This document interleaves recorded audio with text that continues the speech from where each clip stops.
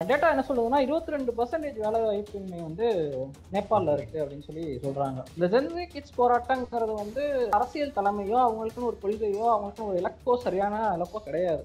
So அதனால போராட்டம் இல்லாமல் என்னன்னா இந்த கோபத்தை வெளிப்படுத்துறதா தான் இருக்கு. எதை பார்த்தாலும் அடிச்சு நொறுக்கிறது, எதை பார்த்தாலும் கொள்ளையடிச்சிட்டு போறது, கலவரமா உருவாகிறதுக்கான காரணம் வந்து அதுதான் மெயினான காரணமா இருக்கு. அவங்க ஒரு பின்னாடி வந்து பில்டிங் எரிஞ்சிட்டு இருக்கு, இங்க முன்னாடி உட்காந்து டிக்டாக் ரீல்ஸ் பண்ணிட்டு இருக்கான். அதே போராட்டக்காரன் தான் பண்ணிட்டு இருக்கான். இப்படிதான் இருப்பாங்க. ஒரு 10 நிமிஷம் போராடுவாங்க, 10 நிமிஷம் அவங்களோட இது பண்ணுவாங்க. நேபாள் மீது இன்ட்ரெஸ்ட் இருக்க நாடுகள்னு சொல்லி பார்த்தீங்கன்னா யூஎஸ்ஏ இன்வெஸ்ட் பண்ணியிருக்காங்க, சைனா இன்வெஸ்ட் பண்ணியிருக்காங்க, இந்தியா இன்வெஸ்ட் பண்ணியிருக்காங்க. இவங்கெல்லாம் என்ன ரோலு? இப்போ இந்த இன்வெஸ்ட்மெண்ட்டுக்குலாம் என்ன நடக்க போகுது? எப்படி இதை பார்க்குறீங்க?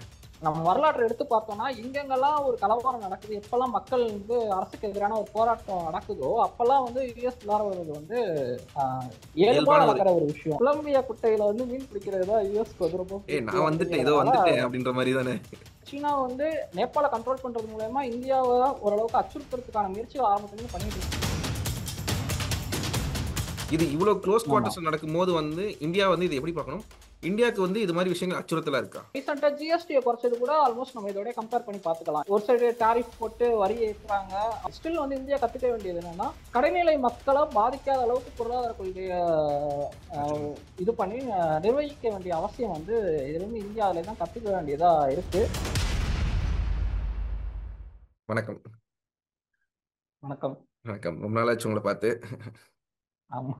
அதுக்கு நடுவில் வந்து உலகமே பத்தி எரிஞ்சு கொண்டு இருக்கிறது. நீங்க வந்து காணாம போயிட்டீங்க. உலகமே பத்தி எரிகிறதுன்னு சொல்லும் போது பக்கத்தில் இருக்க நேபாள் ஒரு 4 நாளாக வந்து 4 நாள் 1 வாரமாகவே வந்து ஒரு பதற்றமான நிலைமை வந்து அங்கே நீடிச்சிட்டு இருக்கு. அதோட சேர்த்து பார்த்தீங்கன்னா இன்னைக்கு வந்து இந்தியாவிலேருந்து போன ஒரு டூரிஸ்ட் பஸ் மேலே அட்டாக் நடந்திருக்கு, யூபி அந்த இடத்துல பார்டரில். ப்ளஸ் இந்தியன் ஒருத்தங்க வந்து ஹோட்டல் ரூம்லேருந்து இறந்துருக்காங்க. இந்த மாதிரி விஷயங்களும் தொடர்ந்துட்டு இருக்கு. இந்த ப்ரொட்டஸ்ட் வந்து ஆரம்ப புள்ளியிலேருந்து இப்போ வரைக்கும் நீங்கள் எப்படி பார்க்குறீங்க? இந்த ப்ரொட்டஸ்ட் வந்து அரசு மீதான ஒரு மக்களோட அவநம்பிக்கை அப்படின்னு தான் பார்க்க முடியுது ப்ரோ. இது வந்து ஜென்சி ப்ரொட்டஸ்ட் அப்படின்னு சொல்றாங்க. அதாவது இப்போ இருக்கிற இளம் தலைமுறையினர் வந்து தாங்கி நடக்கிற ஒரு ப்ரொட்டஸ்ட். இதோட ப்ளஸ்ஸும் இருக்கு, இதோட மைனஸும் இருக்கு. இப்போ இதோட மைனஸ் தான் வந்து நீங்க சொல்ற மாதிரி இந்தியர்கள் மேல தாக்குதல் நடத்துறதோ இல்லாட்டி பொது சொத்துக்களுக்கு சேதாரம் விளைவிக்கிறதோ இந்த மாதிரியான ஒரு விஷயம். இந்த ப்ரொட்டஸ்ட் ஸ்டார்ட் ஆகிறதுக்கு காரணம் வந்து லாங் பேக் ஹிஸ்டரியிலேருந்தே சொல்ல போனோம்னா அந்த நாட்டில் ஒரு நிலையான அரசு அப்படிங்கிறது இதுவரையும் இருந்ததே கிடையாது. ஓகே.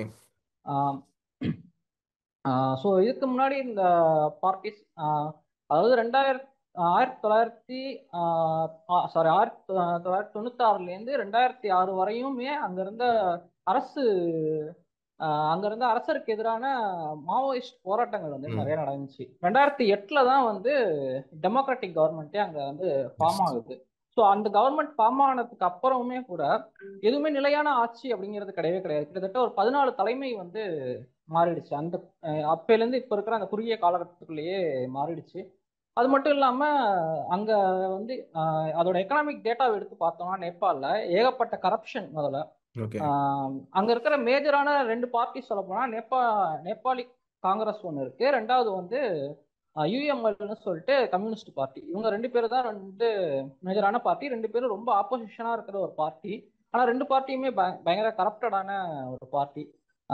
போன வாட்டி போன கவர்மெண்ட் ஆட்சியில இருந்தப்போ என்ன பண்ணாங்கன்னா இந்த 2 கவர்மெண்ட்டுக்கும் எதிராக அங்க இருக்கிற பொலிட்டீஷியன்ஸ்க்கு மேல கேஸ் போடணும் அப்படின்னு சொல்லிட்டு ஒரு அப்ப இருந்த ஒரு பிரைம் மினிஸ்டர் வந்து கொண்டு வராரு.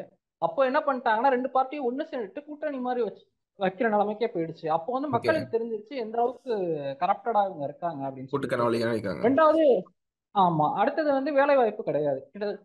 டேட்டா என்ன சொல்லுதுன்னா 22% வேலை வாய்ப்பின்மை வந்து நேபாளில் இருக்கு அப்படின்னு சொல்லி சொல்றாங்க. படிச்சு முடிச்சுட்டு அடுத்தது என்ன பண்ணணும்னே தெரியல. எதிர்காலத்துல இளைஞர்களுக்கு வந்து அடுத்து என்ன எப்படி போகணும்னே தெரியல. அதே சமயத்துல பாத்தீங்கன்னா இங்க பொலிட்டீஷியன்ஸோட மகன்களோ பிள்ளைகளோ இல்ல தொழிலதிபர்களோட பிள்ளைகளோ இந்த மாதிரி நெப்போ கிட்ஸ் அப்படின்னு சொல்லப்படுற ஏற்கனவே அதிகாரத்துல இருக்கிற தலைவர்களோட குழந்தைகள், அதாவது அவங்களோட அடுத்த தலைமுறை வந்து ஆடம்பரமான வாழ்க்கையை வாழ்ந்துக்கிட்டு அதை சோசியல் மீடியால போட்டுக்கிட்டு செலிப்ரேட் பண்ணிட்டு இருக்கிறத பார்த்தோன்னா ஆட்டோமேட்டிக்கா ஒரு கோவம் வந்து வெளியில வருது அங்க இருக்கிற இளம் தலைமுறைக்கு. ஸோ அதுதான் வந்து போராட்டமா மாறுது. இது சொல்ல போனா இது வந்து அந்த சோஷியல் மீடியா பேனுங்கிறது வந்து ஒரு ட்ரிகர் பாயிண்ட் தான். எஸ். அந்த வீடியோஸ்லாம் வர வர இவங்க வந்து இதை ஷேர் பண்ணி நாங்க எப்படி கஷ்டப்பட்டுக்கிட்டு இருக்கோம், நீங்க வந்து இந்த மாதிரி ஒரு ஆடம்பரமான லக்ஸரியஸான வாழ்க்கையை வாழ்றீங்கன்னு சொல்லி கேள்வி எழுப்பினோம்னா அதை கவர்மெண்ட் பேன் பண்ண முயற்சி பண்ணு. சோஷியல் மீடியா அவங்களுக்கு எக்ஸ்பிரஸ் பண்றதுக்கு எதுவுமே இல்லாத ஒரு கட்டத்துல வந்து அது வெடிச்சு ஒரு புரட்சி மாதிரி வந்துருச்சு. ஸோ அதுதான் இப்ப இருக்கிற நேபாளோட நிலைமை. எனக்கு ஸோ அதுல இந்த இதுல சொல்லுங்க வந்து சொல்லுங்க ப்ளீஸ். அந்த ஒரே பாயிண்ட் ஆட் பண்ணிக்கிறேன். இப்போ இந்த ஜென்சி கிட்ஸ் போராட்டங்கிறது வந்து ஆஹ், தொடர்ச்சியா எல்லா நாடுகள்லயுமே நடந்துகிட்டு வருது. இப்போ ரீசெண்டா நம்ம கவனிச்சு பார்த்தோம்னா ம். இதுல இருக்கிற ஒரு பிரச்சனை என்னன்னா, இதுக்கு முன்னாடி நடந்த போராட்டங்கள் அதாவது 2000க்கு முன்னாடி நடந்த மக்கள் போராட்டங்கள் இதுலெல்லாம் வந்து ஒரு போராட்டம் நடக்குதுன்னா அதுக்கு சரியான ஒரு அரசியல் தலைமையோ சரியான ஒரு ம். ஒரு ஐடியாலஜியோ அந்த போராட்டத்தை வந்து வழிநடத்திட்டு போகும். இப்ப இருக்கிற ஜென்சி கிட்ஸோட போராட்டத்துக்கு வந்து அந்த மாதிரியான அரசியல் தலைமையோ அவங்களுக்குன்னு ஒரு கொள்கையோ அவங்களுக்குன்னு ஒரு இலக்கோ சரியான இலக்கோ கிடையாது. ஸோ அதனால போராட்டம் எல்லாமே என்னன்னா இந்த கோபத்தை வெளிப்படுத்துறதா தான் இருக்கு. அதனாலதான் வந்து எங்க பார்த்தாலும் போய் எதை பார்த்தாலும் அடிச்சு நொறுக்கிறது, எதை பார்த்தாலும் கொள்ளையடிச்சிட்டு போறதுன்னு சொல்லிட்டு அவங்களுக்கு என்ன பண்றது அதை வந்து சேனலைஸ் பண்ணி அந்த போராட்டத்தை அடுத்த கட்டத்துக்கு எப்படி எடுத்து போகணும், அது மூலயமா எப்படி ஒரு மாற்றம் கொண்டு வரணும்னு தெரியாதனாலதான் இது வந்து சாதாரண மக்கள் மேல தாக்குதலாவோ இல்லாட்டி இந்தியா இந்திய மக்கள் மாதிரி வெளிநாட்டு பயணிகள் மேல தாக்குதலாவோ ம். ஒரு வன்முறை ஒரு ஒரு கலவரமா உருவாகிறதுக்கான காரணம் வந்து அதுதான் மெயினான காரணமா இருக்கு. ஓகே. எனக்கு ஆக்சுவலா வந்து நீங்க சொல்லும்போது, இந்த பாயிண்டோட சேர்த்து, அவங்க ஒரு பின்னாடி வந்து பில்டிங் எரிஞ்சிட்டு இருக்கு. இங்க முன்னாடி உட்கார்ந்து TikTok ரீல்ஸ் பண்ணிட்டு இருக்கான். அதே போராட்டக்காரன் தான் பண்ணிட்டு இருக்கான். சரி, இது ஆமா. என்ன சொல்றது? இது எப்படி புரிஞ்சுக்கிறதுன்னு தெரியல எனக்கு. இந்த சென்ஸ் என்ன சொல்றேன்னா, இதுதான் இவங்களோட வே ஆஃப் போராட்டம். இப்படிதான் இருப்பாங்க. ஒரு 10 நிமிஷம் போராடுவாங்க. 10 நிமிஷம் அவங்களோட இது பண்ணுவாங்க. அவங்க இப்ப நம்ம அந்த ரீல்ஸோட டெண்டன்சி இருக்குல்ல, அந்த மாதிரி தான் ஆமா. ஷார்ட் ஃபியூஸா இருக்காங்களான்ற வேற சந்தேகம் இருந்துச்சு. பிளஸ் அவங்க வந்து போராட்டம் அந்த டேமேஜஸ்லாம் நடந்ததுக்கப்புறம் மினிஸ்டர்ஸ்லாம் போட்டு அடிச்சாங்க, ஒருத்தங்க இறந்துட்டாங்க, அவங்க ஒய்ஃப் இறந்துட்டாங்கன்னு சொல்லி அந்த நியூஸ்ல வந்ததுக்கப்புறம் அடுத்த நாள் அந்த ஜென்சி கிட்ட இருந்து ஒரு அறிக்கை மாதிரி ஒன்று வெளியாது. அந்த அன்வெரிஃபைடு, யார் இவங்க தலைமையினே தெரியாத போது அவங்க என்ன சொல்றாங்க, ம். எங்களுக்கு வந்து இது சம்மந்தம் இல்லை, நாங்கள் வந்து போராட்டத்தை ம். வந்து பீஸ்ஃபுல்லாக தான் பண்ணுறோம், ஆனால் இந்த வன்முறையை வந்து இன்ஃபில்ட்ரேட்டர்ஸ்னு உள்ள வந்துட்டாங்க. அப்போ அந்த இன்ஃபில்ட்ரேட்டர்ஸ்னு ஒரு வார்த்தை வரும்போது தான் அண்டை நாடுகள், இந்த சென்ஸ் வந்து நேபாள் மீது இன்ட்ரெஸ்ட் இருக்க நாடுகள்னு சொல்லி பார்த்தீங்கன்னா USA இன்வெஸ்ட் பண்ணியிருக்காங்க, சைனா இன்வெஸ்ட் பண்ணியிருக்காங்க, இந்தியா இன்வெஸ்ட் பண்ணியிருக்காங்க. இவங்கெல்லாம் என்ன ரோலு, இப்போ இந்த இன்வெஸ்ட்மெண்ட்டுக்குலாம் என்ன நடக்க போகுது, எப்படி இதை பார்க்குறீங்க? ஆஹ் இப்போ நேபாளோட இதுக்கு முன்னாடி இருந்த கவர்மெண்ட் எதுவுமே நீங்க பாத்தீங்கன்னா ஆல்மோஸ்ட் அது இந்தியாவுக்கும் சைனாவுக்கும் ஒரு நியூட்ரலான ஒரு ஸ்டாண்ட் எடுத்தாலுமே அவங்க வந்து சீனா ஆதரவு, சீனா தலைவர்கள் அடிக்கடி சந்திச்சு பேசுறது, சீனா கவர்மெண்டோட இன்ட்ரெஸ்ட்டுக்கு ஏத்த மாதிரி தான் வந்து நேபாள் கவர்மெண்ட் இது வந்து இதுக்கு முன்னாடி செயல்பட்டுக்கிட்டு வந்திருக்கு. ஸோ ம். யுஎஸ்ஏக்கு வந்து ஆரம்பத்திலேருந்தே இந்த இடத்துல தன்னோட ஆதரவு ஒரு ஆஹ், தலைவரை கொண்டு வரணும் அப்படிங்கிறது ஒரு இன்ட்ரெஸ்ட் இருக்கு. பட் ஆனா இந்த போராட்டத்துல அது காரணம் அப்படிங்கறத சொல்ல முடியாது. ஏன்னா ஏற்கனவே நம்ம சொன்ன மாதிரி இது வந்து அந்த உள்ளுக்குள்ள நடக்கிற நடந்த ஒரு இன்ஸ்டபிலிட்டி தான் வந்து இங்க இருக்கிற அந்த கிளர்ச்சிக்கு காரணமா இருந்திருக்கு. ஆனா இதை சேனலைஸ் பண்றதுக்கு உலக அரசாங்கங்கள் வந்து முயற்சி பண்ணிக்கிட்டு இருக்கு அப்படிங்கிறது உண்மை. ஏன்னா ஏற்கனவே நம்ம வரலாற்றை எடுத்து பார்த்தோம்னா எங்கெங்கெல்லாம் ஒரு கலவரம் நடக்குது, எப்பெல்லாம் மக்கள் வந்து அரசுக்கு எதிரான ஒரு போராட்டம் நடக்குதோ அப்பெல்லாம் வந்து யுஎஸ் உள்ளார வருவது வந்து ஆஹ், இயல்பா இயல்பான ஒரு நடக்கிற ஒரு விஷயம். ஆமா. இயற்கையான கூட்டம் அவங்களுக்கு மாதிரி, வந்து அது அந்த இயற்கையாக நடக்கிற விஷயம் அந்த ஆயிடுச்சு. கொலம்பியா குட்டையில வந்து மீன் பிடிக்கிறது தான் யுஎஸ்க்கு வந்து ரொம்ப ஏய், பிடிக்கும் நான் வந்துட்டேன், இதோ அப்படிங்கறதுனால வந்துட்டேன் அப்படின்ற மாதிரி தானே. ஆமா அவங்க வந்துருவாங்க. ஸோ இங்க இந்தியாவுக்கும் சைனாவுக்கும் என்ன இதுல இருக்கிற அந்த ரிலேஷன் பார்த்தா இந்தியாவுக்கு வந்து ஆல்மோஸ்ட் இத கண்ட்ரோல் கொண்டு வரணும் அப்படிங்கிறது தான் அவங்களுக்கு விருப்பமா இருக்கு. ஏன் அப்படின்னா ஆஹ் இப்- இந்த ட்ரேடு அதாவது நேபாள் வந்து இங்க பஃபர் ஜோன் அப்படிம்பாங்க. அதாவது சீனாவுக்கும் இந்தியாவுக்கும் இடையில இருக்கிற அந்த தேசம்ங்கிறனால ம். கிட்டத்தட்ட ஒரு 5 ஸ்டேட் வந்து இந்தியாவோட பார்டர், இந்தியா ஸ்டேட்ஸ் வந்து பார்டர் ஷேர் பண்ணுது. சிக்கிம், ஓகே. உத்தரகாண்ட், உத்தரப்பிரதேஷ் அந்த மாதிரி ஒரு 5 ஸ்டேட்ஸ் வந்து பண்ணுது. ஸோ இதுதான் சீனாவுக்கும் இப்போ இந்தியாவுக்கும் இடையில இருக்கிற தேசம். இதுதான் வந்து சீனா நேரடியா மோதல் ஏற்படாம இருக்க தடுத்து கொண்டிருக்கிற ஒரு தேசம் தான் வந்து நேபாள். இப்போ இந்த இடத்துல சீனாவோட ஆதிக்கமோ யுஎஸோட ஆதிக்கமோ வந்துருச்சுன்னா அது இந்தியாவோட பார்டருக்கு தான் வந்து செக்யூரிட்டி இஷ்யூவா மாறும். ஓகே. ஸோ அதனால இந்த ப்ராப்ளம் எந்த அளவுக்கு நம்ம குறைக்கணுங்கிற முயற்சி தான் வந்து இந்தியாவுக்கு இருக்கே தவிர இந்தியாவுக்கு அதுக்கு மேல நேரடியா இறங்கி உதவி பண்றதுக்கான இப்ப பங்களாதேஷ்ல வந்து எஸ். ஆட்சி வீழ்த்தப்பட்டப்ப இந்தியா நேரடியா இறங்கி அவங்களுக்கான ஹெல்ப் எல்லாம் பண்ணாங்க. முயற்சி எல்லாம் எடுத்தாங்க. ஆனா இப்போ வந்து இந்தியா இங்க வந்து ஒரு ஆஹ் ஒரே இடத்துல ஸ்டாண்ட் பண்ணிட்டு ஜஸ்ட் இந்த மாதிரி அவங்க வாய்ஸ் கொடுக்கறதோட இப்போதைக்கு நிப்பாட்டிட்டு தான் இருக்காங்க. ஸோ அதனால இந்தியாவுக்கு செக்யூரிட்டி த்ரெட்டா தான் இந்த கலவரம் இதுக்கு மேலே எக்ஸ்பேண்ட் ஆச்சு அப்படின்னா ஆகும் அப்படிங்கிறது தான் முன்ன. சீனா வந்து இதுல வந்து டைரக்டான இன்வால்வ் இதுவரையும் கிடையாது. சீனா வந்து நேபாள கண்ட்ரோல் பண்றது மூலயமா இந்தியாவை ஓரளவுக்கு அச்சுறுத்துறதுக்கான முயற்சிகள் ஆரம்பத்துல பண்ணிட்டு இருக்காங்க. ஆனா இந்த கலவரத்துக்கு நேரடியான காரணம் இது கிடையாது. வந்து சீனா கிடையாது. ஆனா இந்த சுச்சுவேஷன் யூஸ் பண்ணிட்டு சீனாவும் முயற்சிகள் எடுக்கலாம் அப்படின்றது தான் உண்மை. அப்ப இந்த இந்த மாரி எக்ஸ்டர்னல் ஃபோர்ஸஸ் இன்வால்வ் ஆகும்போது, இன்னுமே வந்து ஒரு தெளிவான, ஏன்னா இவரு பிரைம் மினிஸ்டர் ஒலி வந்து ரிசைன் பண்ணிட்டு போயிட்டாப்ல. எங்க இருக்காங்கன்னு தெரியல ஆல்மோஸ்ட். அதுக்கப்புறம் ஆமா. ஒரு கால தலைமை வந்து அந்த நேபாள்ல இருக்க மக்களை யார் வழிநடத்த போறாங்கன்னு ராணுவம் ஒரு அறிக்கை விட்டாலும், ராணுவ ஆட்சி தான் ம். நடக்குதான்றதுக்கான தெளிவு இல்லல்ல. இப்ப இன்னைக்கு யார் வந்து ம். இந்தியன்ஸ வந்து தொரத்திருக்காங்க, அட்டாக் பண்ணியிருக்காங்கன்னு சொல்லும்போது, இதுக்கு பொறுப்பெடுத்து நாங்க ஒழுங்கா பார்த்துக்குறோங்க அப்படின்னு சொல்றதுக்கான யார் வராங்கன்னு தெரியல. தலைமை யாருன்னே தெரியாத போது ம். இருக்கும்போது, இது எங்க நோக்கி போயிட்டு இருக்கு இப்ப இந்த நேபாள்? இல்ல இப்போ வந்து இந்த அடுத்ததா தலைமையை கொண்டு வரதுக்காக பேச்சுவார்த்தைகள் வந்து ராணுவத்தோட தரப்புல இருந்து நடந்துகிட்டு இருக்கு. ம். 2 கேண்டிடேட் வந்து முக்கியமா சொல்றாங்க அடுத்த பிரைம் மினிஸ்டரா வரலாம்னு சொல்லிட்டு. ஒருத்தங்க வந்து சுஷிலா கார்கி அப்படின்னு சொல்லிட்டு அவங்க வந்து சுப்ரீம் கோர்ட்டோட முன்னாள் தலைமை நீதிபதியா இருந்தவங்க.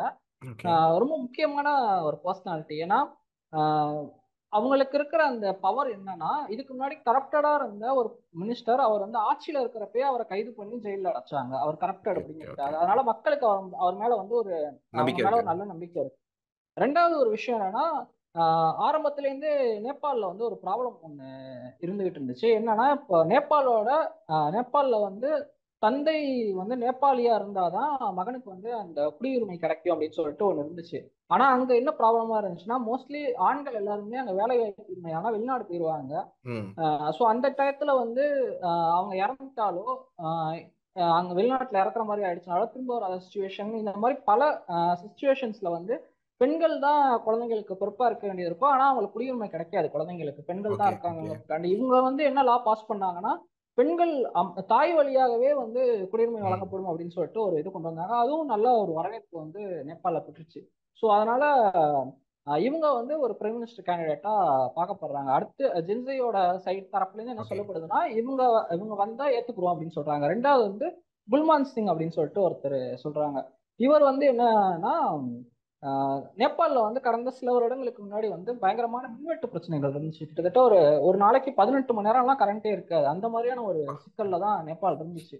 அதை சரி செஞ்ச ஒரு முக்கியமான அட்மினிஸ்ட்ரேட்டர் யாருன்னா இவர் குல்மான் சிங் தான். ம். இவரும் ரொம்ப அதனால இவருக்கும் மக்கள் மத்தியில ஒரு நல்ல வரவேற்பு இருக்கு. ஓகே. மக்கள் வந்து சப்போர்ட் கொடுக்கக்கூடிய ஒரு ஆளு. ஸோ அதனால இவங்க 2 பேர்ல யார் வேணாலும் பிரைம் மினிஸ்டரா, இவங்க 2 பேரும் தேர்ந்தெடுக்கப்பட்டாதான், இவங்க 2 பேர்ல யாரோ ஒருத்தங்க தேர்ந்தெடுக்கப்பட்டாதான் ஆதரவுங்கிற மாதிரியான ஒரு நிலைப்பாடுல தான் மக்கள் இருக்காங்க. ம். இதுல பிரைமரியா ஃபர்ஸ்ட் ப்ரையாரிட்டி யார் பாக்குறாங்கன்னா இந்த சுஷ்லா கார்கி தான் வருவாங்க அப்படிங்கிறது தான் இப்போதைக்கு சொல்லப்படுற ஒரு தகவல். Okay, okay. இப்ப இந்த சம்பவங்கள்லாம் ஆல்மோஸ்ட் வந்து இன்னொரு சப்சைட் ஆகும். ஒரு ஒரு வாரத்துக்குள்ளேயே ம். ஏதாவது சப்சைட் ஆகுறதுக்கு வாய்ப்பு இருக்கு. கடந்த ஒரு 5 வருஷத்துல பார்த்தீங்கன்னா, அ நேபாள் இன்க்ளூடட், பாகிஸ்தான்ல வந்து இம்ரான் கான் வந்து அவுஸ்டட் அது பார்த்தோம் நம்ம. அதுக்கப்புறம் பங்களாதேஷ் ம். பார்த்தோம். அதுக்கப்புறம் 2022ல ஸ்ரீலங்கா பார்த்தோம். இவங்க எல்லாருக்கும் ஒரு காமன் விஷயம் என்னன்னு பார்த்தீங்கன்னா, இந்தியாவோட நெய்பர்ஸா இருக்காங்க. இந்த மாரி ம். சம்பவங்கள் வந்து இந்த ஜியோ பொலிட்டிக்கலா வந்து நம்ம இந்தியன் சப்கான்டினென்ட் நடக்கிற விஷயங்கள் வந்து, இத எப்படி வந்து இந்தியா வந்து இந்தியாவுக்கு என்ன ரோல் இருக்கு? பிளஸ் இந்தியாவுக்கு வந்து இதுல இந்த மாரி விஷயங்கள் வந்து ஒரு ஆல்மோஸ்ட் வந்து ரிஃப்ளெக்ஷன் தானே. இது இந்த மாரி வந்து ம். இந்த மாரி சம்பவங்கள் நடந்துச்சுன்னா, இந்த மாரி ரியாக்ட் பண்ணுவாங்க மக்கள்ன்றது வந்து ஆல்மோஸ்ட் நடந்துகிட்டே இருக்குது. நம்ம பார்த்துக்கிட்டே இருக்கோம். இது இவ்ளோ க்ளோஸ் ஆமா. குவார்ட்டர்ஸ்ல நடக்கும்போது வந்து இந்தியா வந்து இத எப்படி பார்க்கணும்? இந்தியாவுக்கு வந்து இது மாரி விஷயங்கள் அச்சுறுத்தலா இருக்கா? இந்தியாவுக்கு வந்து அந்த தேசத்தின் இந்தியா பார்க்க வேண்டிய கத்துக்கொள்ள வேண்டிய விஷயம் அப்படின்னு தான் சொல்லலாம். ஏன்னா ஒரு இப்போ இருக்கிற இது வந்து நம்ம க்ளோஸ் கண்ட்ரியை மட்டுமே ஃபாலோ பண்ண முடியாது. இப்போ உலக அளவுலேயே பார்த்தீங்கன்னா ஒரு பொருளாதார மந்த நிலை கான சூழல் தான் நிலவி வருது. இதுக்கு காரணம் வந்து பிராடர் வியூவில் பார்க்குறப்போ வேர்ல்டு பேங்க்கு, அப்புறம் அமெரிக்காவோட பொருளாதார கொள்கைகள், இந்த மாதிரியான ஓவரால் ஜியோ பாலிட்டிக்ஸை ஃபிக்ஸ் பண்ணுற அந்த வெஸ்டர்ன் கண்ட்ரீஸில் இருக்கிற அந்த ஃபினான்ஷியல் அமைப்புகள் இருக்கிற நிலைப்பாடு தான் வந்து இந்த கண்ட்ரீஸ்ல எல்லா இடத்துலையுமே பொருளாதார மந்த நிலை நிலவரத்துக்கும் இங்க இருக்கிற பொருளாதார பிரச்சனைகளுக்கு முக்கியமான காரணமா அந்த பாலிசிஸ் தான் இருக்கு.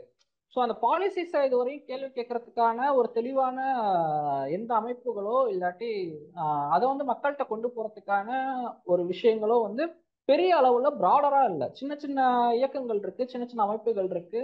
அவங்கெல்லாம் வந்து இந்த பாலிசிஸை பத்தி கேள்வி கேட்டு இப்போ வேர்ல்டு பேங்க் எடுக்கிற ஒரு முடிவு வந்து எப்படி இங்க பங்களாதேஷையோ இல்லாட்டி ஸ்ரீலங்காவையோ பாதிக்குதுங்கிற ஆர்டிகல்ஸோ இல்லாட்டி ஒரு டிபேட்ஸோ வந்து பெருசா பொதுமக்களுக்கு ரீச் ஆகிற அளவுக்கு இங்க வந்து எதுவுமே போறது இல்லை. அதுதான் உண்மை. ஸோ அந்த தான் நம்ம சரி பண்ண வேண்டியதா இருக்கு. ஸோ ஆனா இந்தியாவை பொறுத்தவரையும் இதுல என்னன்னா, இந்த மாதிரியான விஷயங்கள் இந்தியாவில பாதிக்காம இருக்கிறதுக்கான அவங்க முயற்சிகளை வந்து எடுக்க வேண்டியதா இருக்கு. ஏன்னா ஏற்கனவே இப்ப இருக்கிற ரூலிங் யூனியன் கவர்மெண்ட் மேல இருக்கிற முக்கியமான விமர்சனமே வந்து